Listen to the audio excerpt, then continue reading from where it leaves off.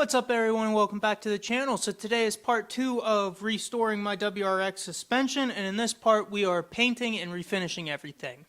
So the materials we're going to use today are drill with an assortment of wire brushes, mask, gloves for working with the acid and paint, rags to wipe stuff down, and then generic spray bottles. I got these from Lowe's, but you can pick them up from any hardware store or Amazon online. For materials we're going to use mostly Eastwood products, but we are going to start off with some simple green.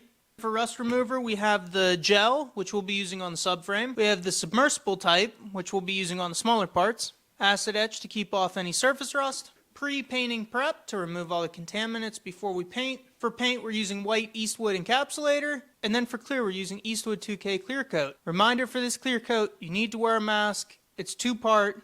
It does need activated. Just wear a mask. Should really wear a mask using any of those Eastwood products, but we'll talk more about what those do in detail as we go through the steps of degreasing, wire wheel, rust remover, acid etch, pre, paint, and clear. For the first step of degreasing, I start by spraying the parts off. I'm getting as close as possible with the pressure washer, so this will use the pressure to remove any flaking paint.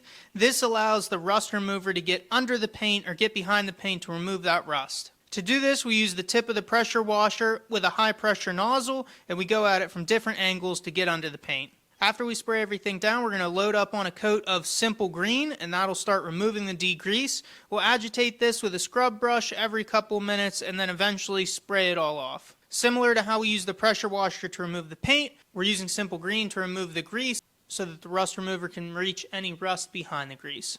Now there are multiple methods you could use to get off this heavy rust. You could use a drill with a wire wheel, you could use a grinder with a wire wheel. There are other tools out there, but any means of getting off the majority of the rust from the parts. I started with the subframe, and the subframe is actually where we want to be the most aggressive because we can't submerge this whole subframe in the submersible rust remover. If we could just leave it there longer and then it'll remove all the rust. Since we are using the gel and we're going to have to wire wheel in between coats, we want to get off as much rust as we can before and in between the coats. For the smaller parts, like everything else, we're going to go over them with the wire wheel, but we don't need to be as aggressive with removing the rust because the rust remover will eat all that away the longer we leave it submersed in the rust remover. Now we're going to go over any rust we can to try and get it off or break it down. I do have different wire wheels I use to get into different areas. Once the wire wheels are done, we can start with the rust remover. We'll start with the gel rust remover. The gel rust remover is meant for bigger parts. If you can submerge the parts in rust remover, that is the way to go. It is significantly less effort, and we'll get into that with the submersible rust remover. But for the gel, what we did was we wire wheeled everything down. I used a scrub pad. It is thick, so it does stick to vertical areas, so we just needed to get it on, and then it held on to the frame. We let the first coat sit there for a couple hours, agitating in between with a wire brush. I quickly realized a wire brush wasn't going to be enough. So for future coats, what we did was we laid it on, let it sit anywhere from a couple hours to 24 hours, and then we went over it with a wire wheel to get off that top coat of rust that the rust remover started to eat away, and then we repeated that process. We repeated it 5 different times on the subframe to get it to this final finish. Since it is the gel, it didn't use much. I would say we used about a quarter of the $50 bottle on the subframe to get it that way. We did use several wire wheels though.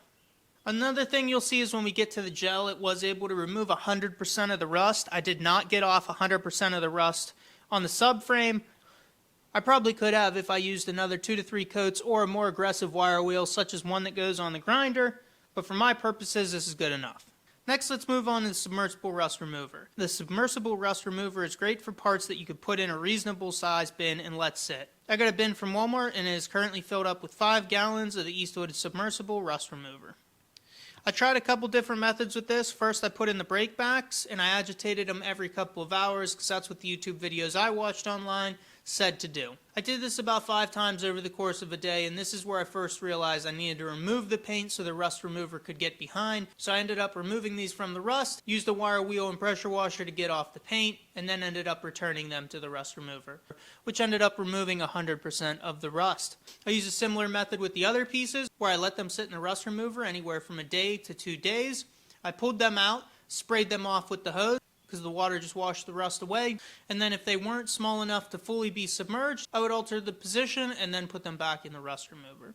I would highly recommend the Submersible Rust Remover if you need to remove any rust from parts. I'll be doing a future video where I compare the gel directly to the Submersible Rust Remover on the same pieces, but save yourself the time and energy. Just get the rust remover, submerge the part.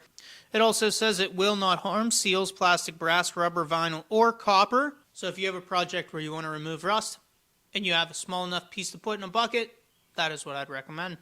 Now, either way, once you go with the gel or the submersible rust, once you pull them out and wipe them down, they'll quickly start forming surface rust. To prevent this surface rust, or if you need to remove the surface rust, then you could use Eastwood Acid Etch Rust Remover.